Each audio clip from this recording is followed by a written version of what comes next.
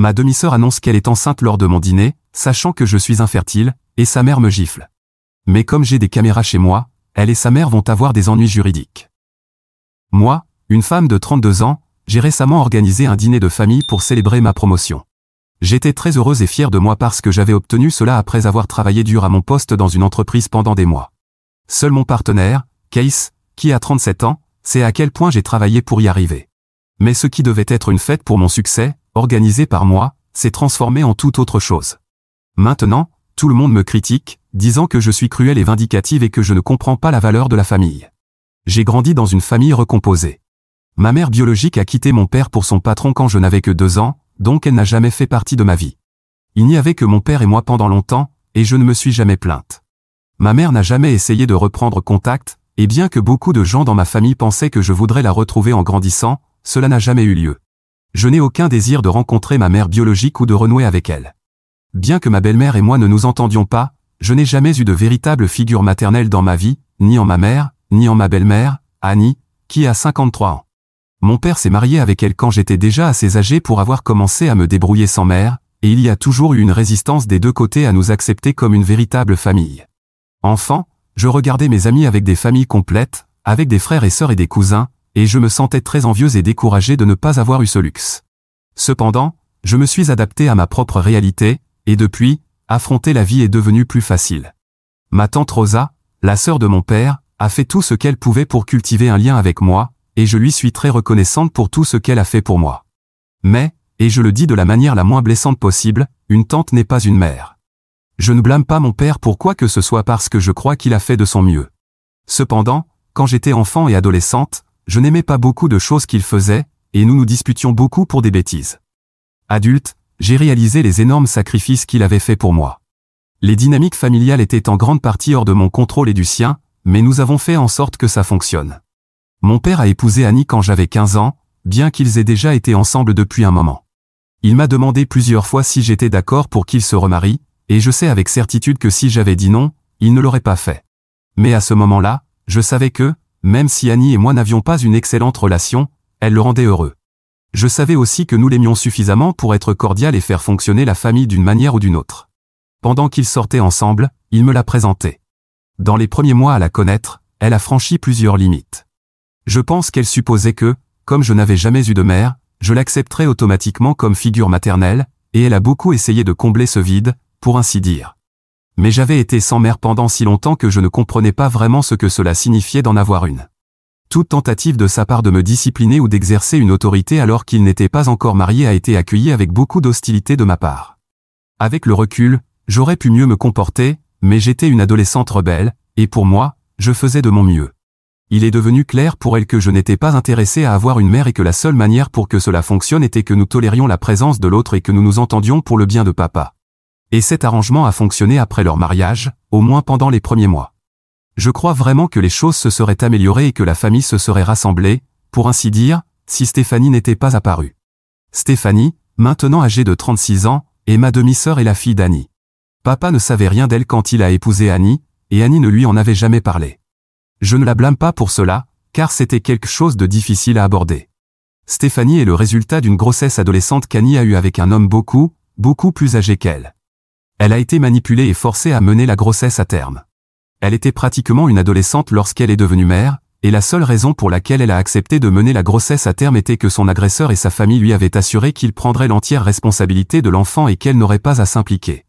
Heureusement pour elle, ils n'ont pas failli à leur promesse. Elle a donc eu sa fille, et la fille est restée avec son père biologique et a vécu là-bas toute sa vie. Annie n'a eu aucun contact avec son agresseur ou sa fille et a déménagé dans une autre ville dès qu'elle a eu 18 ans, lorsque Stéphanie avait 1 an. Elle n'a jamais eu de contact avec elle et n'a jamais révélé cette partie de son passé à qui que ce soit. Selon elle, elle l'a dit à papa, et papa me l'a dit, même ses amis d'université et de travail ne savent pas qu'elle a une fille, car elle ne se considère pas comme une mère. Je ne sais pas si c'était sa manière de faire face, mais je suppose qu'elle sentait que, comme elle n'avait aucun contact avec sa fille, si elle arrêtait de la mentionner, peut-être qu'elle cesserait d'exister dans son esprit. Malheureusement, la vie n'avait pas prévu cela pour elle. 6 mois après son mariage avec papa, Stéphanie est arrivée à la maison. C'est moi qui ai ouvert la porte, et rien qu'en la regardant, je savais que je ne l'aimais pas. Elle sentait l'alcool et ressemblait franchement à une toxicomane. Elle avait 19 ans à l'époque, Donc je ne comprends vraiment pas pourquoi elle est venue chercher sa mère à l'âge adulte. Je ne sais pas ce qui s'est passé après cela, car j'ai été exclu de toutes les discussions familiales la concernant. Tout ce dont je me souviens, c'est qu'elle est restée avec nous pendant un moment, et papa et Annie avaient de longues discussions tard dans la nuit pendant quelques jours. Je pense qu'environ 2 semaines après son arrivée, elle vivait avec nous tout ce temps. Papa est venu dans ma chambre et m'a dit qu'il voulait me parler. Il m'a dit que Stéphanie vivrait avec nous encore un peu de temps, jusqu'à ce qu'ils essaient de faire quelque chose pour remettre de l'ordre dans sa vie. Je n'en croyais pas mes oreilles. Même à cet âge, je savais que cette fille était un désastre et ne devrait pas être dans la maison. J'ai dit à papa que c'était vraiment injuste, mais il a dit qu'il ne pouvait pas la rejeter, sachant qu'elle faisait partie de la famille d'Annie et qu'elle avait besoin d'aide. Ensuite, il m'a raconté toute l'histoire de Stéphanie et Annie. Il a dit que le père biologique de Stéphanie était décédé et qu'elle n'avait plus de vraie famille, c'est pourquoi elle était venue chercher sa mère. Il aurait été très injuste de la rejeter et de ne pas l'aider. Je détestais l'admettre, mais je savais qu'il avait raison. C'est ça, avec papa, c'est un homme bien. Même s'il ne s'était pas engagé pour cela, et même s'il avait été trompé par omission, il ne ferait jamais la mauvaise chose. Je savais que c'était important pour lui, en tant qu'adulte, d'être là pour Stéphanie. Bien que ce soit un énorme choc pour lui, un choc encore plus grand que pour moi, honnêtement, il ne s'est pas dérobé à faire ce qui était juste. Et donc, à l'âge de 15 ans, je me suis retrouvé avec une sœur de 19 ans avec qui je n'avais absolument aucune affinité. Vivre avec Stéphanie était difficile, c'est le moins qu'on puisse dire. L'adaptation a été difficile pour tout le monde, et il y avait aussi le fait que le nouveau membre de la famille était complètement gâté. Elle se comportait comme si tout lui était dû dès le jour où elle a franchi la porte de la maison. Elle pensait qu'Annie l'adorait par culpabilité et qu'elle réussirait à manipuler tout le monde à sa guise. D'une certaine manière, c'était vrai, Annie essayait de gérer ses caprices parce qu'elle se sentait coupable de l'avoir abandonnée et d'avoir impliqué mon père dans ce désordre. Papa supportait ses bêtises parce qu'il pensait qu'elle était une enfant perturbée qui avait besoin de figures parentales appropriées pour la guider et la remettre sur le droit chemin. J'étais la seule à ne pas tolérer le comportement de Stéphanie du tout, et à cause de cela, la dynamique familiale a progressivement changé. Le seul facteur d'équilibre dans la maison était mon père, et même Stéphanie avait commencé à l'écouter et à se comporter correctement en sa présence. Annie a subi une transformation maternelle miraculeuse et s'est entièrement dévouée à Stéphanie. Toutes les deux ont commencé à me mettre à l'écart parce que je ne correspondais pas à l'image typique d'une famille heureuse. Je ne me suis jamais intégré parce que je ne pouvais tout simplement pas supporter Stéphanie. Elle n'avait pas de travail, elle ne faisait rien de sa vie. Tout ce qu'elle faisait, c'était rester à la maison et mettre de la musique à fond toute la journée. Papa allait travailler, et il n'y avait que Annie et elle à la maison quand je rentrais de l'école. Elle devenait complètement incontrôlable. C'est devenu extrêmement difficile pour moi de fonctionner normalement dans la maison. J'ai essayé de tolérer autant que possible, mais j'ai finalement atteint mon point de rupture et j'en ai parlé à mon père. Il m'a dit que j'aurais dû lui en parler plus tôt. Ce soir-là, il a dit à Stéphanie que cela faisait déjà plus de 6 mois qu'elle vivait avec nous et qu'elle devait bientôt trouver un travail ou poursuivre des études supérieures. Elle restait là comme si quelqu'un l'avait giflée. Je ne comprends vraiment pas pourquoi elle pensait qu'elle pouvait juste glander et que papa financerait toute sa vie, mais c'est ainsi qu'elle était. Annie a essayé d'intervenir et de défendre Stéphanie, mais papa ne l'a pas permis. Il n'a pas mentionné mon nom dans la discussion parce qu'il ne voulait pas qu'il pense que je l'avais influencé. Il a dit à Stéphanie qu'elle avait 1 mois pour chercher un travail et qu'il l'aiderait, mais qu'il était temps pour elle de se prendre en main. Sans surprise pour personne, elle n'a absolument rien fait. Elle n'avait pas trouvé de travail à la fin du mois, et 6 semaines plus tard, papa le lui a rappelé. Quelques semaines après, elle est revenue à la maison en annonçant qu'elle était enceinte. Annie était ravie, Dieu sait pourquoi, mais papa en avait assez. Il lui a dit qu'il n'était plus disposé à financer sa vie et celle de son enfant et qu'elle devrait se débrouiller toute seule. Stéphanie s'attendait probablement à l'effet inverse. Elle pensait que, à cause de la grossesse, papa cesserait d'être aussi dur avec elle. En fait, je l'ai entendu dire cela à Annie. Annie a essayé d'intervenir et de prendre sa défense, mais je pense que papa avait aussi atteint sa limite. Il n'y avait plus rien à faire, et Stéphanie n'avait pas d'autre choix que de quitter la maison. J'ai enfin eu un peu de paix et de tranquillité après environ 1 an de son comportement absurde, mais les choses sont restées tendues entre Annie et moi, et entre papa et Annie après cela. Une fois partie, je n'ai plus entendu parler de Stéphanie, et cela ne m'intéressait absolument pas. Elle était probablement en contact avec Annie et papa, mais je ne peux pas en être certaine. Je n'ai jamais demandé, et ils ne m'ont jamais rien dit. 2 ans plus tard, je suis parti étudier dans un autre état, et les choses se sont considérablement améliorées pour moi. J'ai gardé un contact minimal avec Annie et je suis resté connecté uniquement avec papa. Cela ne posait pas de problème pour lui, et il ne m'a jamais forcé à maintenir une relation avec Annie. Mais elle est devenue hostile chaque fois que je rentrais pour les fêtes. Elle était sarcastique et impolie, comme si elle ne voulait pas que je sois là. Il n'y a jamais eu de conflit ouvert entre nous, et je l'ai toléré pour le bien de papa. Mais les choses étaient bien pires qu'avant. Honnêtement, nous ne pouvions plus nous supporter. C'était palpable pour tout le monde autour de nous, et l'atmosphère devenait tendue à chaque fois que je rentrais. Alors, j'ai tout simplement arrêté de rendre visite aussi souvent. Je téléphonais à papa ou je faisais des visites courtes, et c'est ainsi que les choses sont restées. Pour moi, la tranquillité d'esprit était plus importante que d'être dans cette maison, alors j'ai choisi cela. Ensuite, je me suis occupé avec le travail et ma vie, et j'ai complètement perdu contact avec Annie. Ce que je savais d'elle, c'était par papa. Il y a 2 jours, j'ai organisé une fête. J'avais reçu une grande promotion au travail, et c'était un événement important, alors je voulais le célébrer avec tout le monde. J'ai appelé papa, ma tante Rosa, son mari Mike et leur fils Noah.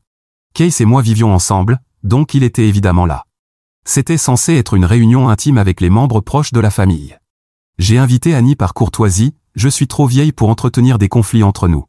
Cependant, avec le recul, j'étais une idiote de m'attendre à la même maturité de sa part parce qu'elle a tellement dépassé les bornes que je ne pense même pas que papa voudra encore la revoir. Ce qui m'a choqué, c'est qu'Annie est arrivée avec Stéphanie. Maintenant, je n'avais eu aucun contact avec cette femme depuis plus de 15 ans, et je ne comprenais pas comment quelqu'un pouvait penser que la mener serait une bonne idée. J'ai regardé mon père, incrédule, et je l'ai pris à part pendant que Case essayait de détendre l'atmosphère. Je lui ai demandé pourquoi elle était là, et il a dit qu'Annie lui avait dit que je l'avais spécifiquement invitée. J'étais furieuse et je voulais qu'Annie et Stéphanie partent immédiatement. J'ai décidé de ne pas les expulser parce que je ne voulais pas créer une scène, mais honnêtement, j'aurais dû le faire. J'ai essayé de désamorcer la situation, vraiment, et Annie et Stéphanie se sont bien comportées pour la plupart, donc je me sentais même un peu plus à l'aise avec toute la situation. Pendant le dîner, tout le monde me posait des questions sur ma promotion, mon travail et ce genre de choses, sauf Stéphanie. Elle était assise là, boudeuse, mais je n'y ai pas prêté attention, tout comme personne d'autre. En fait, je pensais qu'elle ne parlait pas beaucoup parce que je n'avais aucune envie d'interagir avec elle de toute façon. Donc, dans l'ensemble, le dîner s'est bien passé. Mais je n'avais aucune idée de ce qui m'attendait à la fin. Juste au moment où nous allions nous lever, Annie s'est levée et a dit qu'elle avait une annonce spéciale à faire. Avant que je puisse réagir, elle a littéralement crié de joie, elle a 53 ans, et honnêtement, c'était tellement embarrassant, et a annoncé que Stéphanie attendait un bébé. Tout le monde dans la pièce est resté complètement silencieux. Tout le monde, sauf Stéphanie, savait probablement que j'avais eu des problèmes de fertilité. Il y a tout juste 1 an, après plusieurs tests, on m'a dit que je ne pourrais jamais avoir d'enfant biologique. La nouvelle de la grossesse de Stéphanie m'a honnêtement donné l'impression de recevoir une gifle, et tout l'orgueil de la journée s'est envolé. J'ai essayé de rester calme et de la féliciter, mais papa a littéralement fait signe à Annie de s'asseoir. Elle a tenté de créer un drame à propos de la réaction de papa, mais Noah a lâché quelque chose du genre « Pourquoi tu es si excitée, tante Annie ? Ce n'est pas comme si c'était son 6e enfant ?» Honnêtement, j'ai failli m'étouffer avec mon verre d'eau et j'ai regardé Annie, les yeux écarquillés.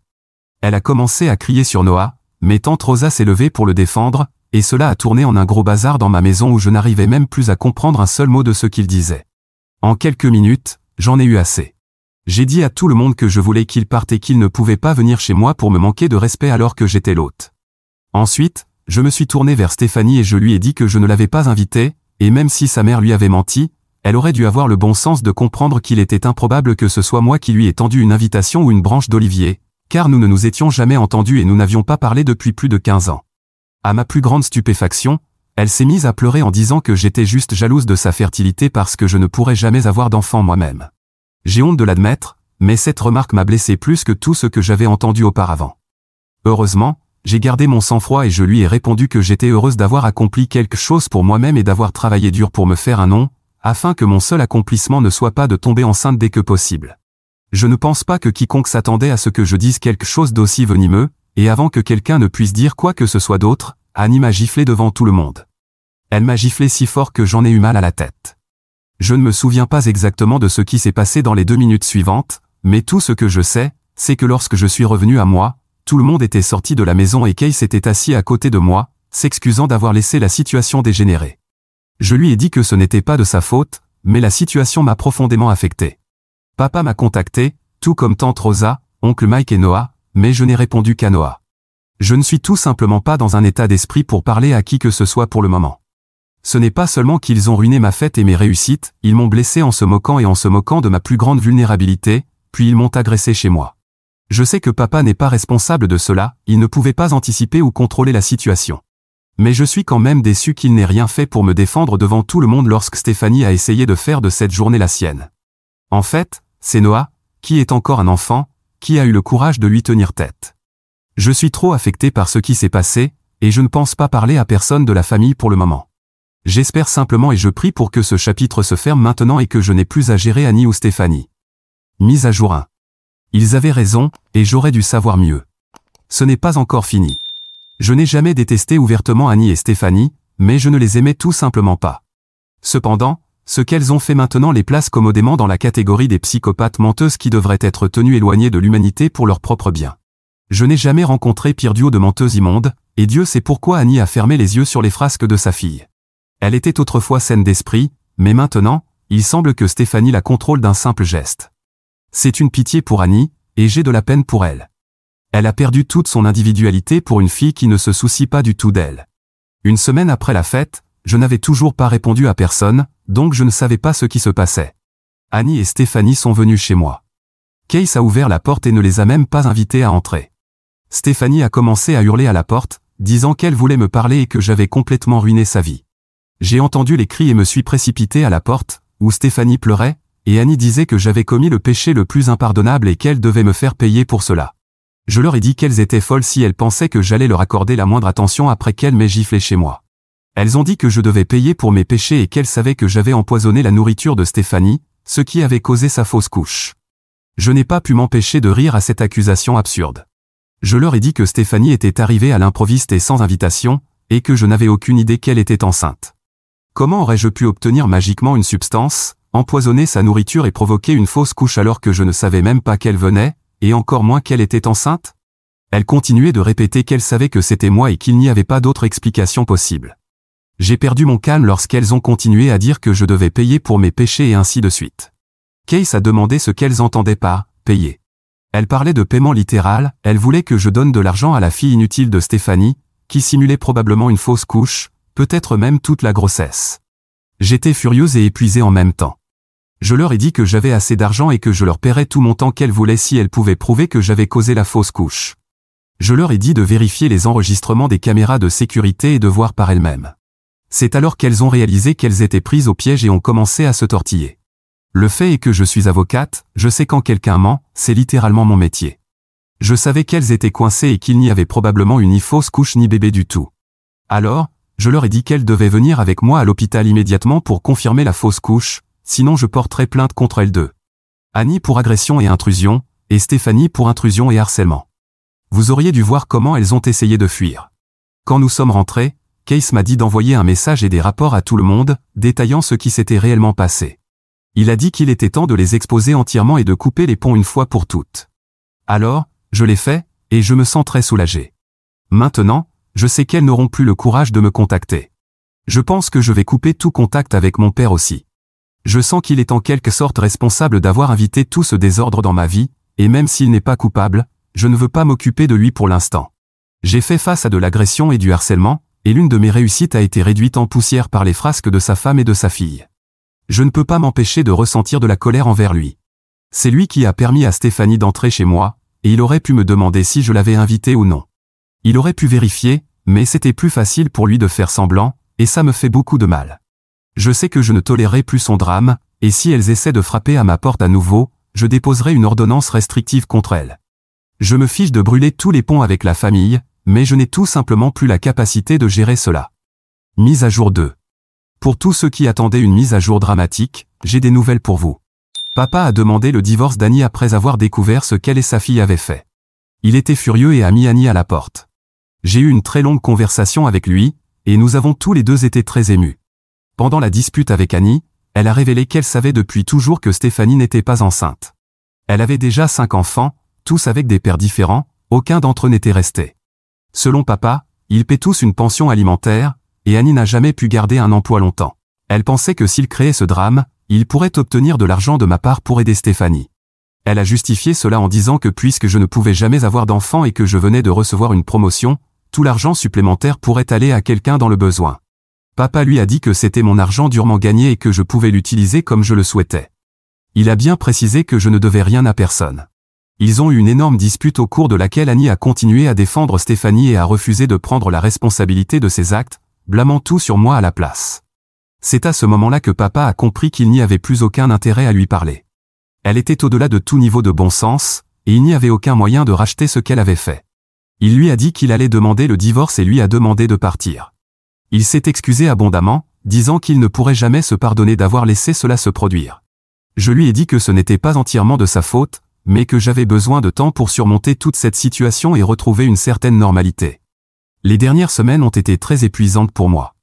J'avais en fait espéré me détendre un peu après ma promotion, car cela m'avait demandé beaucoup d'efforts, mais tout ce drame familial ne m'en a pas laissé la possibilité.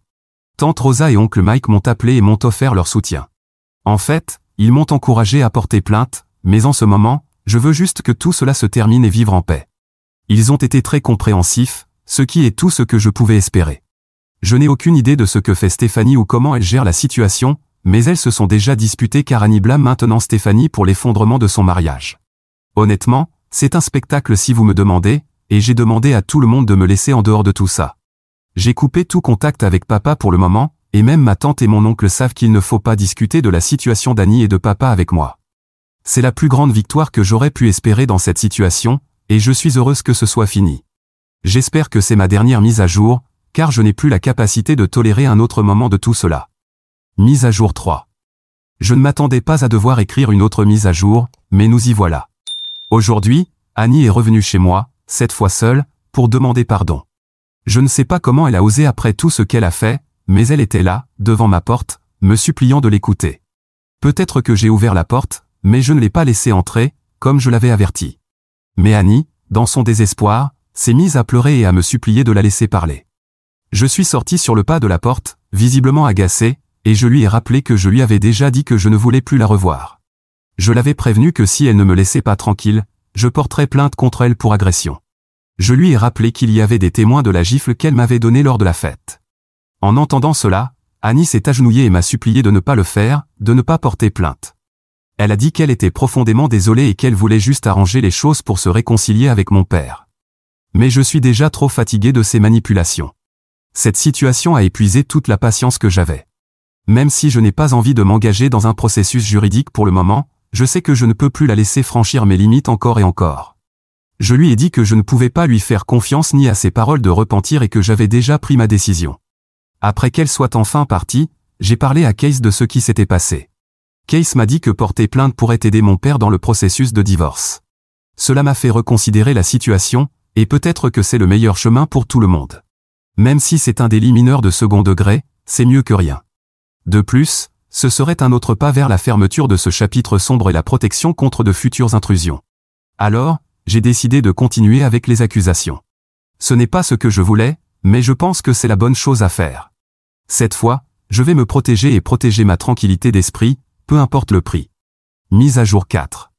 Enfin, après un long processus émotionnellement épuisant, les choses commencent à s'améliorer.